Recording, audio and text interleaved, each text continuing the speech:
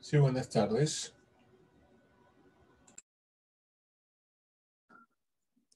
¿Me escuchan o no se escucha? Sí, te escuchamos. Gracias, gracias. Listo. Te iba a pedir que entonces bloqueemos los audios para escuchar solamente. Mauricio, se te está perdiendo el audio. Solo te escuchamos al principio, luego te perdimos.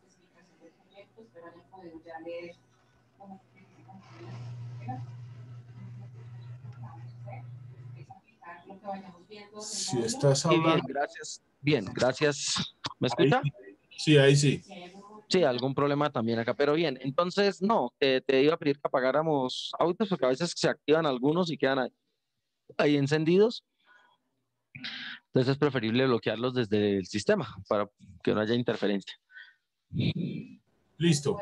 Vale, muchas gracias. Entonces continuamos, mi querido Ricardo, compañeros estudiantes y estudiantes.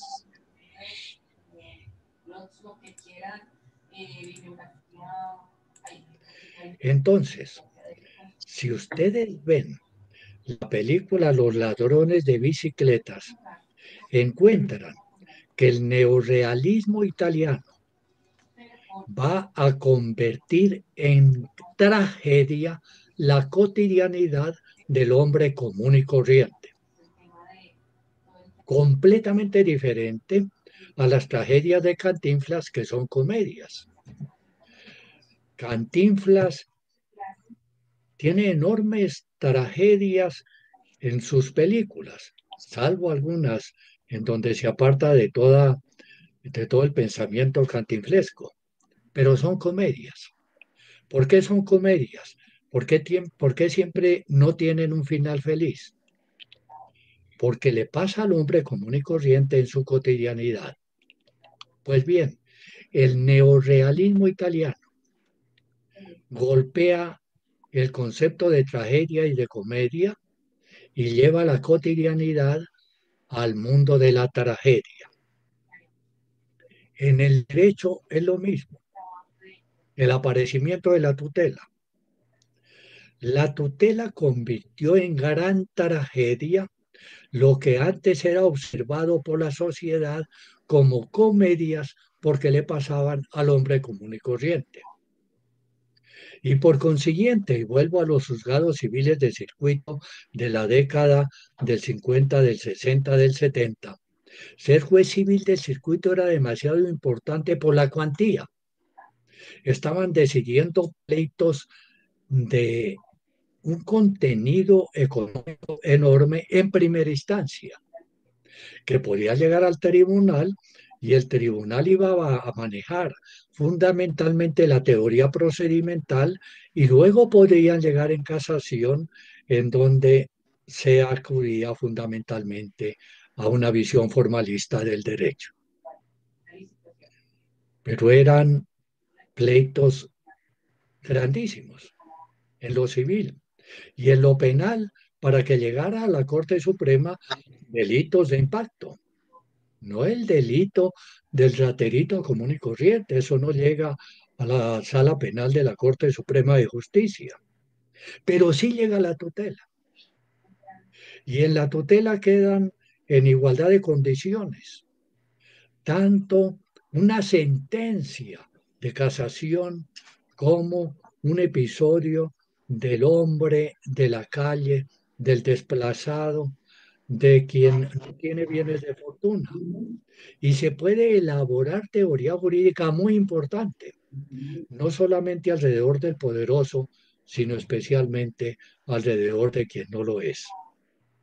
Es decir, que el neorrealismo italiano, en este sentido, es antiaristotélico, pero es aristotélico en el sentido de ir a la realidad. Es decir, que la realidad se convierte ontológicamente en la búsqueda de la ética y de la estética. Y por consiguiente, los conceptos imagen del neorrealismo italiano son esencialmente realistas.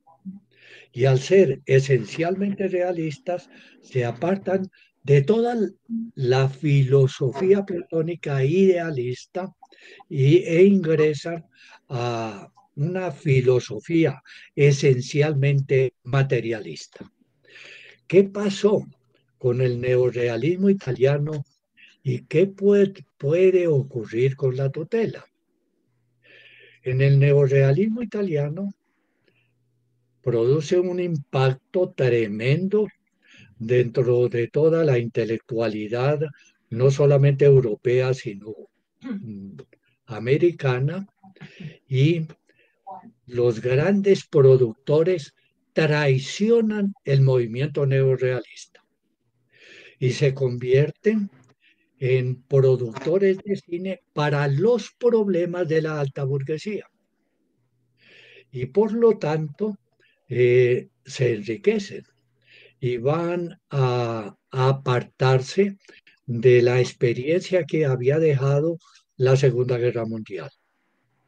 Y ustedes lo vieron, Antonioni, eh, el mismo Vittorio de Sica, cómo van a convertirse en productores de algo que no tiene nada que ver con los ladrones de bicicletas. Es decir, que los pontífices del neorrealismo italiano van a ser después los pontífices del pensamiento altamente burgués. En la tutela, caso concreto, el virus, lo que estamos viviendo, le están insinuando muy veladamente a la judicatura que falle en contra. Es decir, que todo aquello que tenga que ver con el hombre común y corriente, déjenlo de lado porque va a ir contra políticas públicas, se dice, pero en el fondo, con el manejo ideológico de las vacunas. Ese es el fondo del problema. Una sola palabrita ya va a servir para todo eso. Es la palabra procedencia.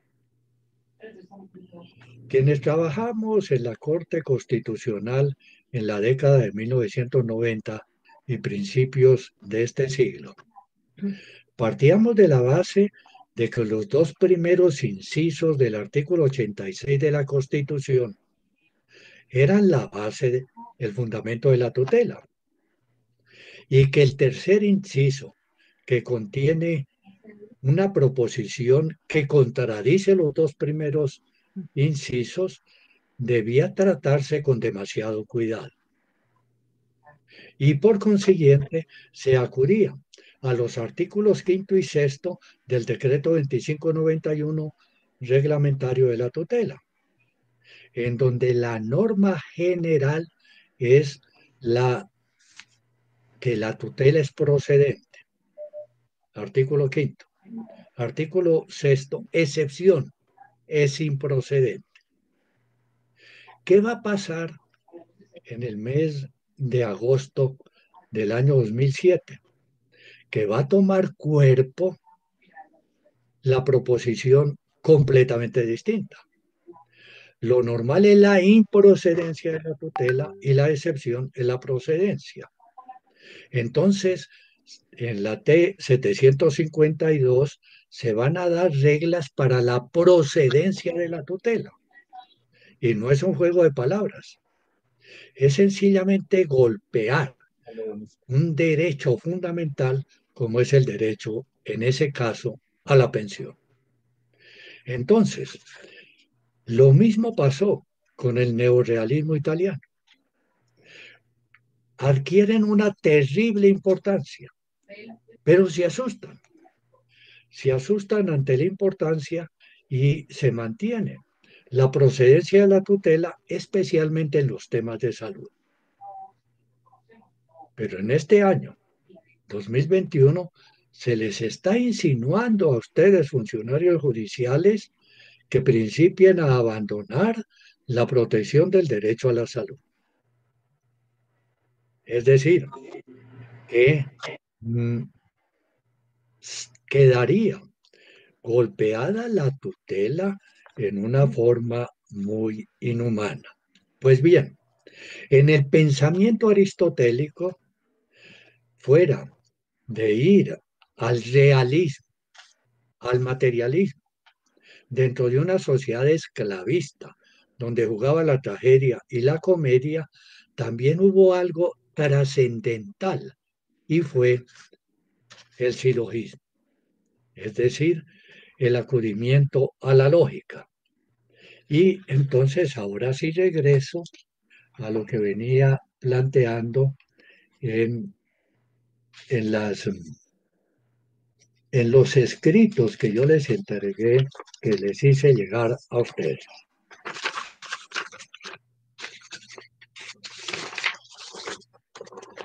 Es el tema de la lógica.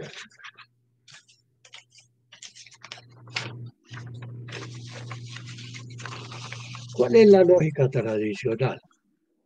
La lógica tradicional es la lógica clásica, es decir, en donde se maneja lo de verdad y error, en donde la base es el principio de no contradicción. Una cosa no puede ser y no ser al mismo tiempo. Está planteado desde Aristóteles, es recogido por Tomás de Aquino y llega a el pensamiento eh, del mundo occidental y por supuesto de Iberoamérica. Como corolario del principio de no contradicción, el principio de identidad y el principio de tercero excluido.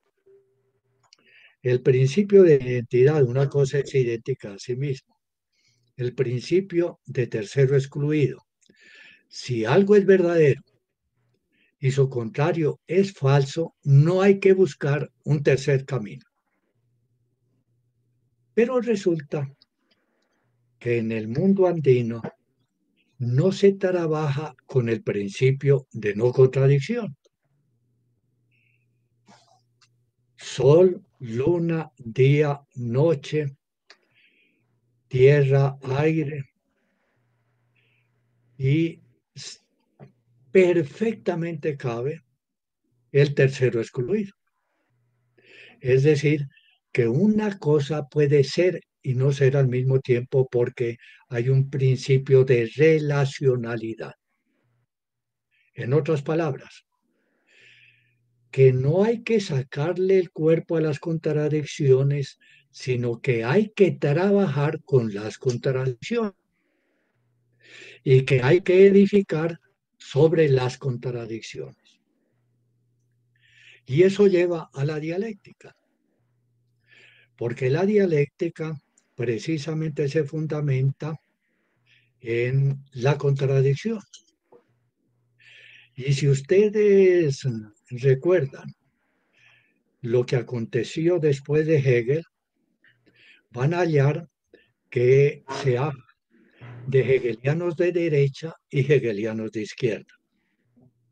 Los hegelianos de izquierda trabajan sobre el principio de no contradicción hegeliano y los hegelianos de derecha trabajan sobre un postulado de Hegel que en el año 1810 observó una batalla napoleónica desde el aula de clase porque quedó cerca al campo de batalla. Y entonces Hegel consideró que la unión del pensamiento burgués que desarrollaba el ejército napoleónico como proyección de una revolución burguesa, unida al orden prusiano y a la forma de ser de lo que hoy es Alemania, significaba el momento culminante de la civilización.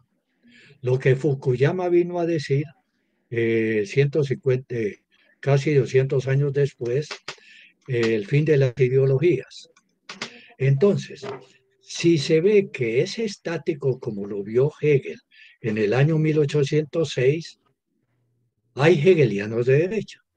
Si se ve que es dinámico dentro de la contradicción, hay hegelianos de izquierda. Y eso va a repercutir en la filosofía, en la ideología y en la política.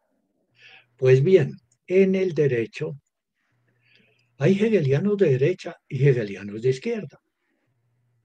Es decir, personas que consideran que se ha llegado al momento culminante y personas que no se asustan porque hayan contradicciones. Y esto lo veremos más a profundidad cuando entremos ya concretamente al tema de la jurisprudencia. Y volviendo al silogismo, en el silogismo, que fue básico en el manejo del derecho, va a haber una premisa mayor, una premisa menor y una conclusión. ¿Cuál era la premisa mayor? La premisa mayor era la norma, la premisa menor el caso concreto y la conclusión la sentencia del juez que subsumía el caso concreto dentro de la norma. Hoy se ha modificado la premisa mayor. Se tiene como premisa mayor la jurisprudencia y la premisa menor, el caso concreto, y lo subsumen dentro de la jurisprudencia y viene la sentencia. Por lo tanto, hace 20 años se decía que se afectaba la seguridad jurídica si había el pronunciamiento de un juez o de un magistrado que se apartaba de la norma. Y hoy se dice que se afecta la seguridad jurídica si hay el pronunciamiento de un juez o un magistrado que se aparta de la jurisprudencia. ¿Cuál jurisprudencia? La última jurisprudencia, la mejor jurisprudencia, la línea jurisprudencial, pues será algo para resolver dentro de estas charlas. Por ahora, limitémonos a decir que dentro de la filosofía esto también se proyecta en los métodos, en el método deductivo y el método inductivo. El método deductivo desde lo general a lo particular, de la norma al caso concreto, sistema jurídico continental europeo, el método inductivo de lo particular a lo general, sistema de casos, sistema anglosajón. Estos son los aspectos que se pueden ir desarrollando en esta primera parte de la conferencia. Pero antes de ponerle punto final a esta primera parte de la conferencia, quiero hacer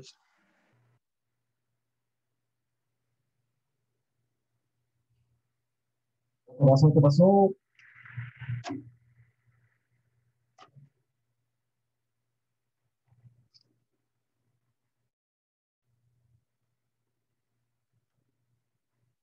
Aló, aló. Creo que se quedó, se cayó Ricardo, pero ya está conectándose.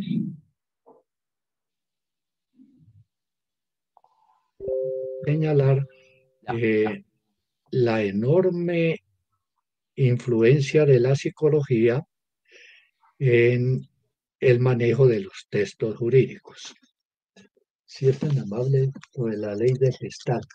¿La ley de Gestalt? ¿Las dos caras? Sí, ambas proyecciones. Vamos a acudir también a pinturas. La ley de las dos caras. La de las dos caras. Ya, ahora sí. Ya lo tiene, ya. Ya lo tiene entonces, ya.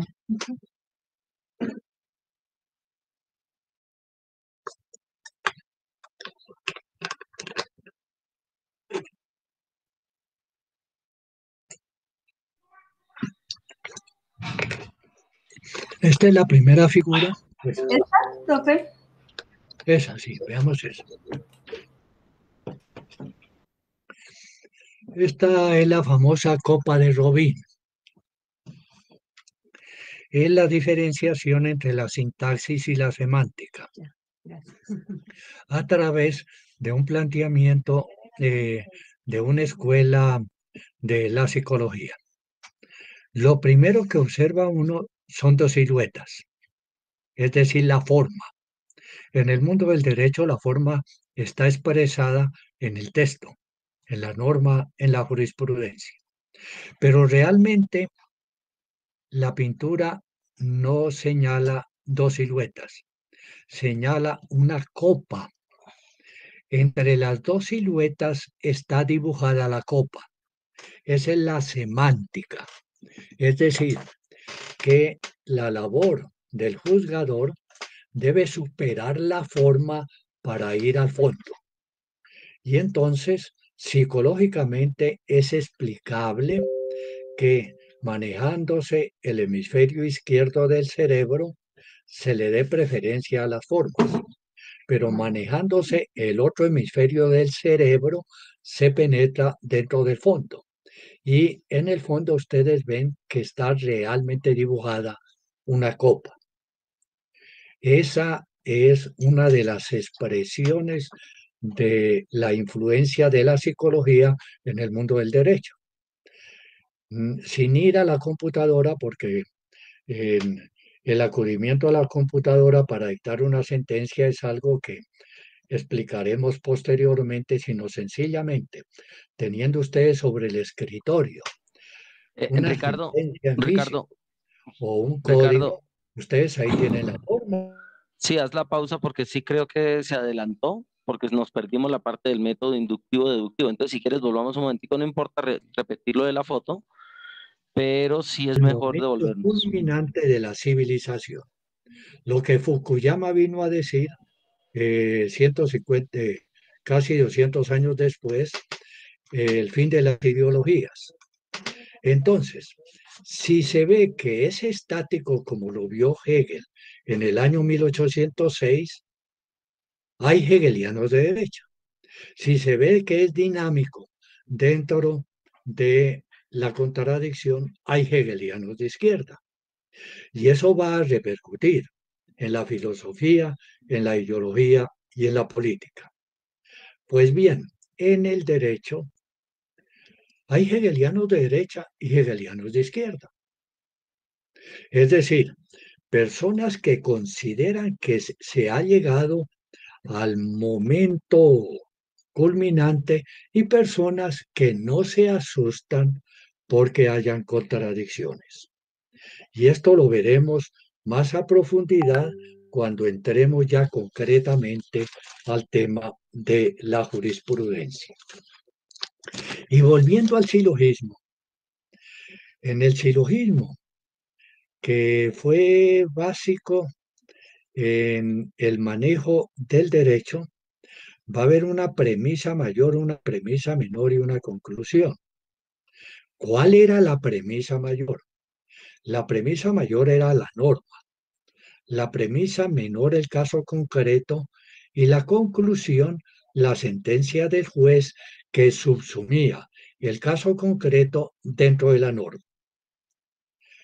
Hoy se ha modificado la premisa mayor.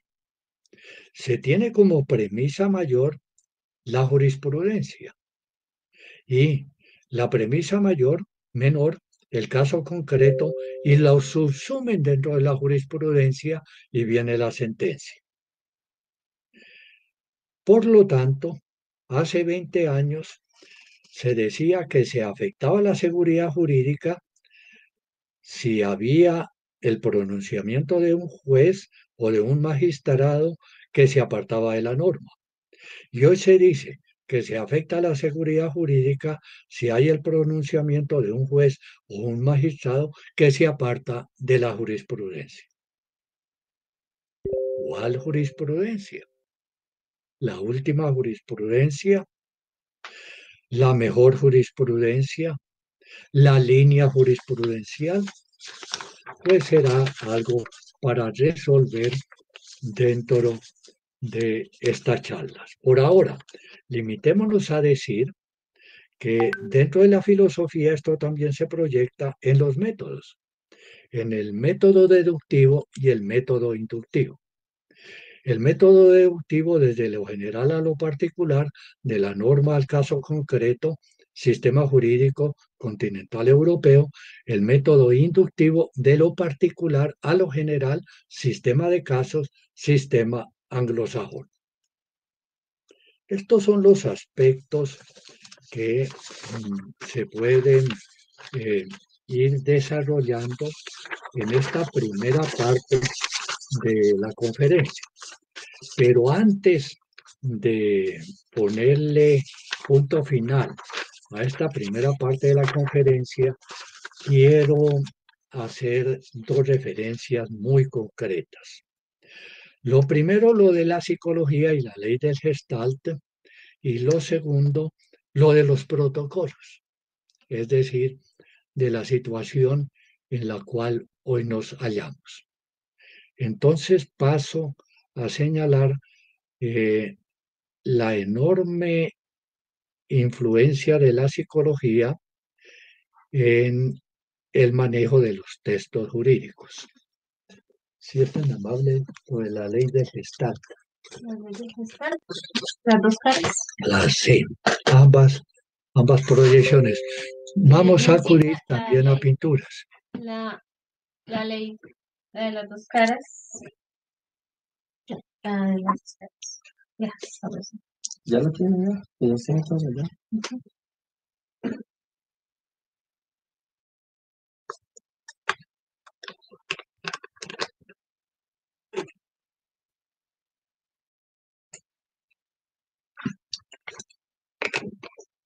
Esta es la primera figura. Esa, Profe. esa sí, veamos esa. Esta es la famosa copa de Robin.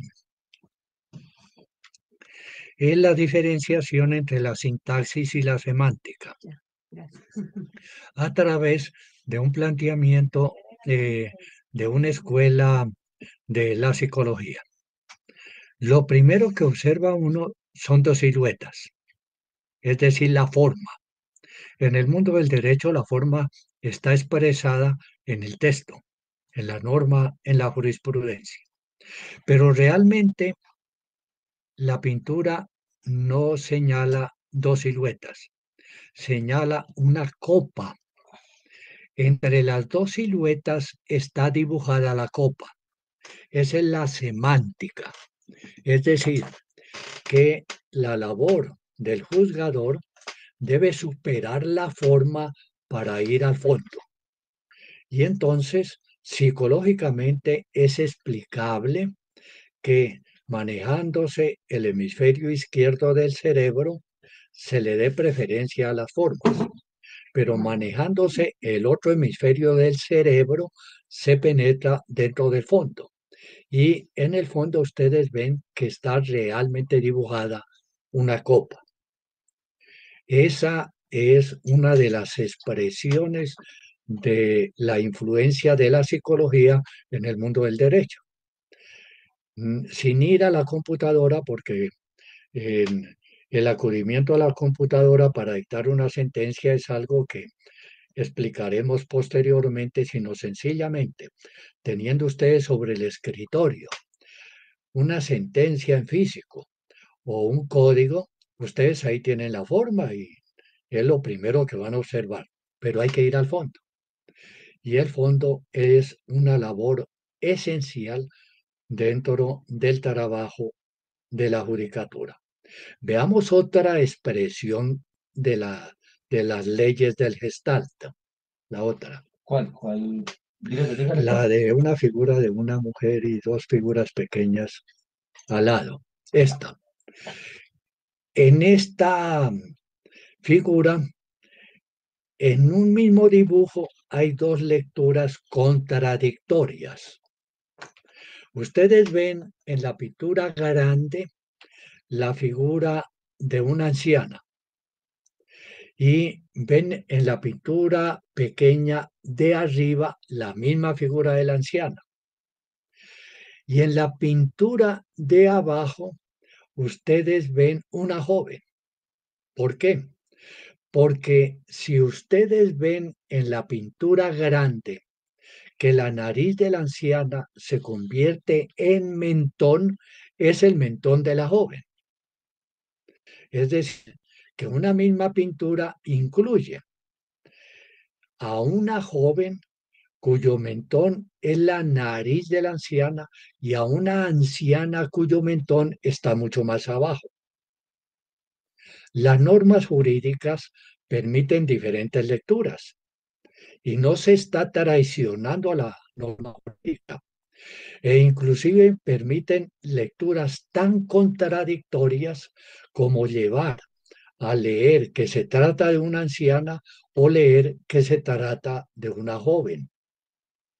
Es decir, que psicológicamente es explicable por qué frente a una norma jurídica dos jueces honestos hacen interpretaciones que pueden ser radicalmente distintas. Y eso no les quita la creencia de que han actuado justamente, porque la norma es una norma que puede admitir dos, tres o más lecturas. La ley del Gestalt también influye muchísimo en todo este mundo jurídico. Y lo último para desarrollar en esta primera parte de esta charla es cómo en el ascenso del Estado de Derecho al Estado Social de Derecho, la filosofía y la ideología han modificado no solamente la teoría jurídica, sino la teoría del Estado.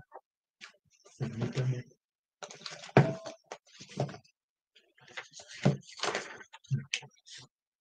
Estos no son.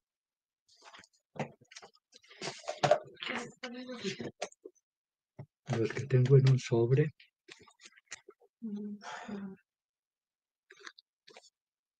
Lo dejaré allá. Bueno. Es el tema de actualidad. El tema de actualidad donde aparece con mucha insistencia una palabra que se llama protocolos. ¿Y cómo va a ser manejado esto de los protocolos en el momento de la post-pandemia? Es decir, va a haber una etapa en el manejo jurídico donde pueden aparecer cambios radicales en la forma como hoy nosotros estamos tratando el derecho, la ley y la jurisprudencia. Y eso es explicable. El Corpus Juris Civile de Justiniano se despidió en la época de la peste, cuando la mitad de la población de Constantinopla va a morir por la peste bubónica. Eso tiene influencia tremenda dentro de todas las expresiones humanas, incluida obviamente la jurídica. Y en lo que tiene que ver con el enfrentamiento de jurisprudencia contra protocolos. Es decir, ¿qué irá a pasar en Colombia y en Estados Unidos? Comencemos por Estados Unidos, en razón de que el modelo jurídico norteamericano tiene bastante influencia en nuestro país, gústenos o no nos guste. En un artículo de finales del año pasado, un artículo en el periódico La Vanguardia de Barcelona, se indica qué estaba haciendo el anterior presidente Trump en el tema jurídico y en el tema de la política judicial. Y ahí se indica cómo se estaba manejando el sistema jurídico norteamericano, fundamentalmente con órdenes ejecutivas. Hoy el presidente actual de los Estados Unidos también está trabajando con órdenes ejecutivas. Y también se dice en ese periódico de Barcelona que Trump hizo designar a 179 jueces de las altas cortes de los respectivos estados en Norteamérica y 3 de ellos en la Suprema Corte. Es decir, que ganara o perdiera Trump, vio que hoy el Poder Judicial tiene muchísima importancia. Y por lo tanto, les interesaba dominar el Tribunal Supremo de los Estados Unidos y tener sus representantes numerosos en los tribunales de los estados de los Estados Unidos. Uno diría que si Trump logró que de 9 magistrados, 6 respondieran a pensamiento conservador, surgía la paradoja de que la cátedra norteamericana de los demócratas y de los liberales terminaba favoreciendo al pensamiento conservador de Trump. Me explico. Son los demócratas y el pensamiento liberal norteamericano los que han abogado por el juez como creador de derecho. Siguiendo, por supuesto, y sobre eso profundizaremos, el pensamiento de Dworkin. Pues bien, si tienen la mayoría en el Tribunal Supremo, pues quedarían altamente favorecidos por el juez como creador del derecho, porque van a crear derecho. No obstante eso, el mismo planteamiento de Trump cuando era presidente y de los republicanos era que esas mayorías era para regresar al pensamiento de los padres fundadores, es decir, al pensamiento conservador del derecho, con instrumentos liberales regresar a lo conservador. Pero no ganó Trump. Y entonces, hoy se ve curiosamente que el presidente demócrata sigue trabajando con órdenes ejecutivas y que se irá a presentar posiblemente una profunda contradicción entre el pensamiento demócrata liberal en las universidades y el pensamiento conservador del Tribunal Supremo de los Estados Unidos. Y eso, por supuesto, va a repercutir en varios de los países dependientes, entre otros el nuestro. Es decir, que va a haber una gran contradicción entre un sistema de reglas, las órdenes ejecutivas responden a un sistema de reglas y un sistema de principios en donde el nuevo derecho tenía muchísimo oxígeno. Pues bien, ¿qué está aconteciendo con ocasión de la pandemia?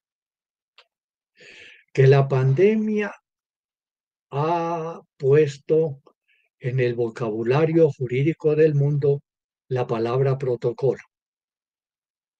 Y entonces los presidentes de la República dictan protocolos, los alcaldes profieren protocolos Y muchas personas individualmente consideradas van a trabajar con protocolos. ¿Qué es un protocolo? El protocolo es como un semáforo. Prohíbe o permite. O sea, la imagen del sistema de reglas. Y en esa imagen del sistema de reglas va a enfrentarse a la jurisprudencia, porque la jurisprudencia trabaja con un sistema de principios.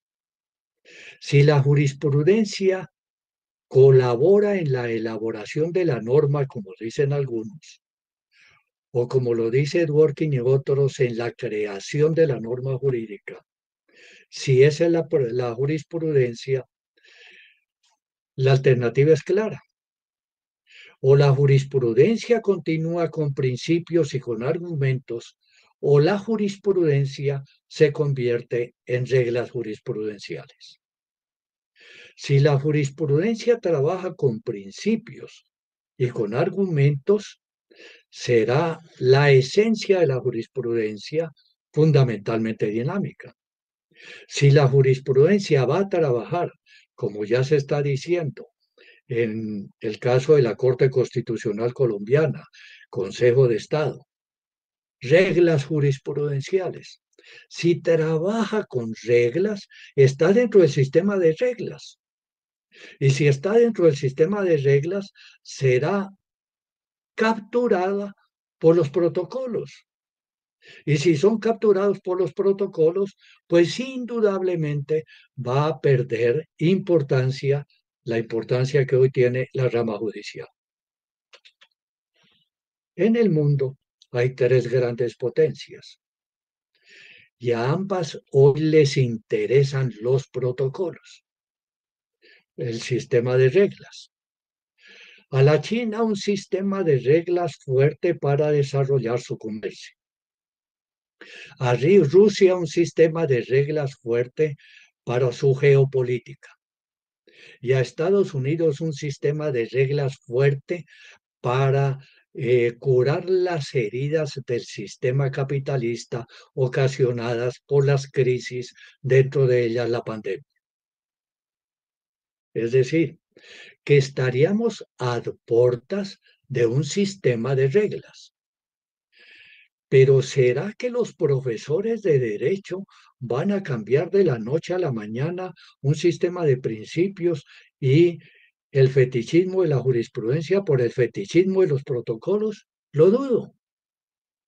Entonces, va a haber profundas contradicciones entre la práctica y la teoría.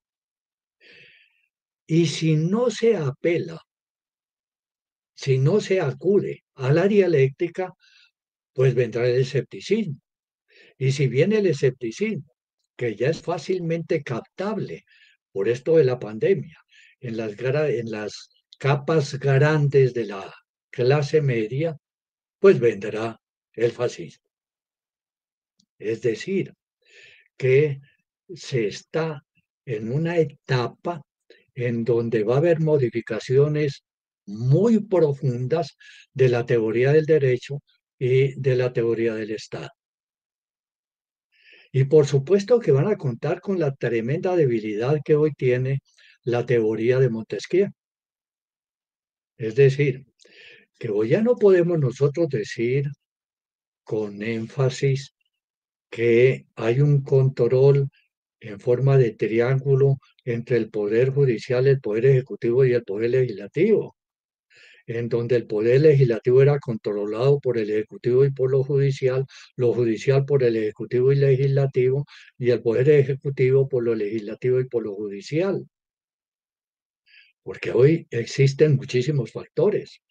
El presidente de la República, no solo en Estados Unidos dictando órdenes ejecutivas, sino en Colombia a través de la pandemia, profiriendo los decretos de excepción, en donde algunos de ellos, si ustedes bien lo saben, como funcionarios de la rama judicial, dicen que se prolonga durante 2 años.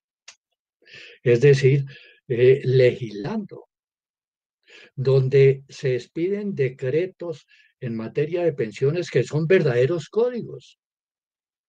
En el año 2016 se expidió uno, no recuerdo el, el número, son 2 o 3 artículos, pero cada artículo tiene como 80 páginas. Es decir, que el Ejecutivo profiriendo códigos, las autoridades administrativas en las circulares internas convirtiéndolas en circulares externas como si fueran decretos. Funcionarios directivos de los parlamentos autoproclamándose como presidentes.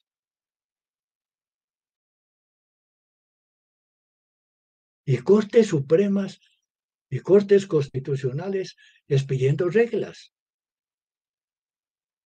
Es decir, que el planteamiento de Montesquieu ya hizo agua, y no por la pandemia, sino desde antes.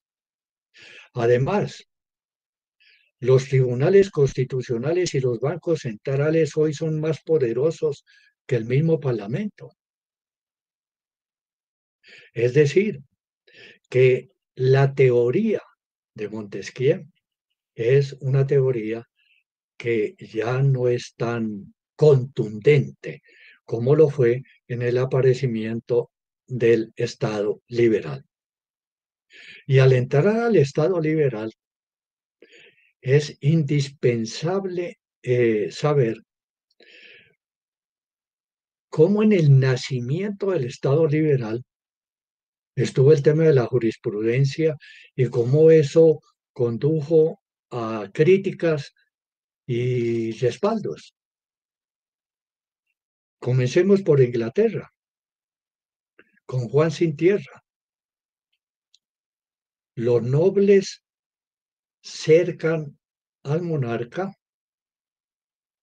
y le dan el poder a la judicatura.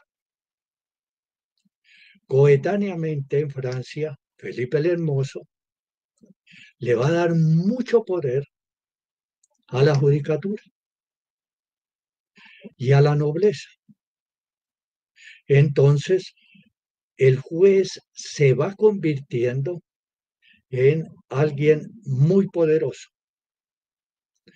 Por eso, en Francia, cuando inicia su reinado Luis XVI, que luego va a ser decapitado, lo primero que le piden a Luis XVI es que trate de desmontar el poder de los magistrados, y no lo hace. Por eso hay historiadores franceses que dicen que la Revolución Francesa también fue la revolución contra los magistrados. Y por eso Robespierre dijo que la palabra jurisprudencia había que suprimirla de la lengua francesa. Es decir, que el tema de la jurisprudencia, cuando se lleva a identificar el Estado con ella, puede producir el efecto contrario. Y realmente la situación de nuestros países es la situación similar a lo que decía Alexis de Tocqueville en el año de 1846, cuando le dijo a Felipe de Orleans, le dijo, estamos sentados sobre un volcán. Y no quiso entender el rey que gobernaba con principios liberales lo que estaba aconteciendo. Y en 2 años se produjeron toda clase de episodios y de teorías de Estado en Francia. Hubo gobierno del proletariado, gobierno de la clase media, gobierno de la aristocracia, gobierno del parlamento, gobierno de la Asamblea Constituyente, y todo terminó en el gobierno de Napoleón III. Es decir, que todos estos temas deben tratarse con una tremenda delicadeza. Y volviendo a la inquietud de ustedes en el deseo lógico de su trabajo de ascender o de ingresar, volviendo a eso, ¿Qué hacemos con lo de las preguntas de respuesta múltiple? Cuando el enfrentamiento sea realmente entre los protocolos y la jurisprudencia. ¿Qué hacer ante esto? ¿Cómo irán a responder en la cátedra? ¿Se alejarán de sus preconceptos? ¿Podrán auscultar que realmente estamos sentados encima de un volcán y que los movimientos populares pueden cambiar radicalmente todo? ¿Cuál es el consejo? Y con esto termino esta primera charla. El consejo es muy sencillo. Ustedes tienen la solución a 40 centímetros de sus ojos y se llama el computador. Pero el computador reproduce ideología. Pero el computador, además de reproducir ideología, también reproduce lo que requiere el mercado. Y dentro del mercado hay un mercado intelectual y hay un mercado jurídico. En el computador, si ustedes buscan razonabilidad, pues lo primero que van a hallar es una definición que responde a la ideología dominante. Pero si ustedes siguen leyendo en la página 2, en la página 3 del computador, van a hallar algunos ensayos. Ensayos de diferentes personas que han profundizado en temas y que están totalmente actualizadas. Y para escribir lo que recoge para el mercado, Google, por ejemplo, es el resultado de un trabajo intelectual de muchísimos meses, cuando no de años. Es decir, que más que en una sentencia, ustedes van a hallar en el computador. Pero si ustedes van a tener el computador únicamente para de ahí copiar modelos o llenar tablillas escribiendo sentencias, pues indudablemente se mantienen desactualizados. Sirve para las planillas porque el mundo es muy veloz y ustedes tienen que producir y la Administración de Justicia les exige que dicte determinado número de sentencias. Pues puede que sirva, pero eso no es justicia. Si ustedes realmente quieren tener elementos que sirvan como seres humanos, como operadores jurídicos, en el computador lo pueden hallar, pero hay que buscarlo. Y hay que saber leer y no dejarse enredar por las redes sociales, porque el tiempo que ustedes le dediquen a las redes sociales es mejor que se lo dediquen a leer media hora al día, una hora al día, ensayos sobre temas centrales del derecho, en donde escriben y aparecen publicados en PDF una serie de conceptos de información que forman. Es decir, que el computador no sea solamente para informar, sino también para formar. Aquí termino la primera parte y muchas gracias. Bueno, muchísimas gracias al profesor Oscar Dueñas por esta conferencia. Creo que, bueno, me alegra escuchar, no, perdón, me alegra leer los comentarios de las personas que están comentando. He tomado las preguntas que hicieron, las tomé para pasarlas. Le estamos ofreciendo también alternativas, cómo las contesta. Estamos buscando la fórmula. Ojalá todo el mundo tuviera la capacidad de entender la importancia de tener a la mano una conferencia de estas hecha, labrada, no solamente a través de la teoría, sino sobre todo combinando la experiencia, la historia y por supuesto una formación académica absolutamente impecable. Entonces espero que la hayan aprovechado. Tristemente hay gente que, no sé, querían ver Matrix o alguna otra cosa. Siempre hay alguien que a los 15 minutos quiere cambiar lo que se está haciendo y al final pues la gente entiende por qué estamos haciendo lo que se está haciendo. No podíamos traer a un maestro de estos a estar aquí a las 8 de la noche por razones obvias, pero se ha hecho el esfuerzo de traerlo a ustedes en el marco de las posibilidades que tenemos también. Esta conferencia, por supuesto, ya está en el Moodle, según me dicen, ya está el documento del profesor Dueñas, si no, pues mañana en primera hora está ese material. Yo también creo, como dice Tulio, que es un privilegio eh, escuchar esta conferencia. La segunda está todavía centrada en la jurisprudencia. Yo les digo, digamos, lo digo con el mayor respeto por ustedes, aquí nos hemos juntado a estudiar, a estudiar. Y estudiar implica tener la capacidad de escucha de las diferentes y la capacidad de adaptarse a las diferentes metodologías. No todos los conocimientos están a través de un ejercicio práctico, algunos sí, algunos están centrados en una doctrina y eso implica un tipo de explicación diferente. Entonces, si no tenemos esa capacidad y creemos que en todos hay que tener juego y didáctica, pues son ustedes al final los que pierden la oportunidad de una escucha como esta que yo me la he repetido las 2 veces que he tenido la oportunidad de ver y una más, porque cada vez encuentro más cosas en esa conferencia que eso es absolutamente potente para entender la discusión contemporánea, sobre todo la relación con la prueba. Preguntas de selección de exclusión en un debate tan complejo del derecho. Bueno, ¿hacia dónde vamos? ¿Quién termina ganando? ¿La jurisprudencia creadora de derecho o la aplicación de modelos y de formatos ya preconcebidos a través de la informática? Ese es un gran debate sobre el cual vamos a continuar mañana. De nuevo, ya están los documentos, ya me confirmaron que sí, que ya los están montando. Ya noté esa pregunta, Jorge, ya la puse allá para que él nos dé alguna referencia al tema. Yo le digo que la referencia que hizo sobre Durden es bastante negativa, pero igual lo digo por lo menos en la conversación que tuvo con nosotros, pero igual ya llevé el tema para la pregunta a ustedes, la retroalimentación en los comentarios. Agradezco la paciencia de los que se quedaron, espero hayan aprovechado esta magnífica pieza de derecho, una auténtica pieza de derecho, y nos vemos mañana a las 6 de la tarde. Es posible, esto es bien importante, es posible que tengamos que cambiar enlaces porque parece ser que tenemos algún tipo de sabotaje en la plataforma. Estamos intentando descubrirlo y estuvimos todo el tiempo, el equipo técnico pendiente del tema.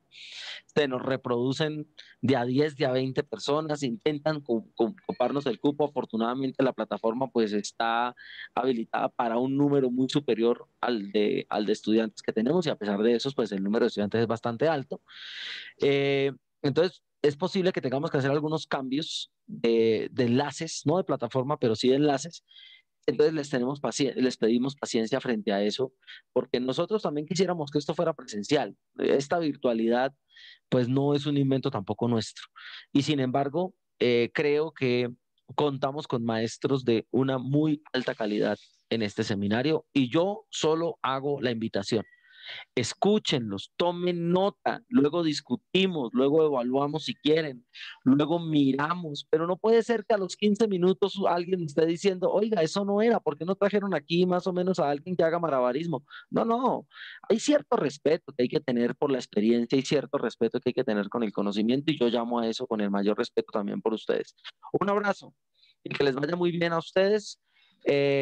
En el día de hoy, mañana me comprometo a que estén los materiales de Dueñas temprano para que mañana ustedes en lo posible tengan el texto de filosofía del derecho que él dejó y sobre esa base seguir trabajando. Yo les recomiendo a los que puedan conseguir, a los que no lo tengan, compren el libro que se llama Hermenéutica Jurídica del doctor Dueñas. Yo creo que hay una actualización de la Universidad del Rosario.